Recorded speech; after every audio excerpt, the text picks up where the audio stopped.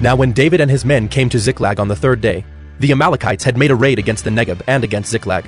They had overcome Ziklag and burned it with fire, and taken captive the women and all who were in it, both small and great. They killed no one, but carried them off and went their way.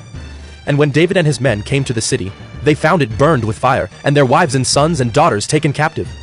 Then David and the people who were with him raised their voices and wept until they had no more strength to weep.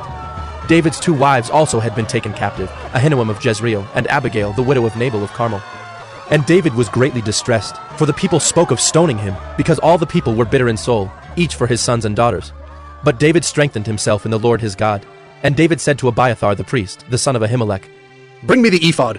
So Abiathar brought the ephod to David. And David inquired of the Lord, "Shall I pursue after this band? Shall I overtake them?"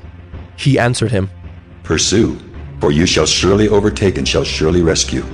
So David set out, and the 600 men who were with him, and they came to the brook Besor, where those who were left behind stayed. But David pursued, he and 400 men. 200 stayed behind, who were too exhausted to cross the brook Besor. They found an Egyptian in the open country, and brought him to David.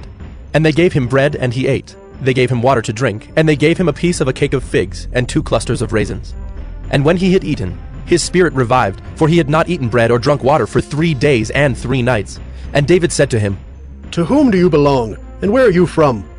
He said, I am a young man of Egypt, servant to an Amalekite, and my master left me behind, because I fell sick 3 days ago. We had made a raid against the Negeb of the Kerethites, and against that which belongs to Judah, and against the Negeb of Caleb, and we burned Ziklag with fire. And David said to him, "Will you take me down to this band?" and he said, Swear to me by God that you will not kill me, or deliver me into the hands of my master, and I will take you down to this band. And when he had taken him down, behold, they were spread abroad over all the land, eating and drinking and dancing, because of all the great spoil they had taken from the land of the Philistines and from the land of Judah. And David struck them down from twilight until the evening of the next day, and not a man of them escaped except 400 young men, who mounted camels and fled.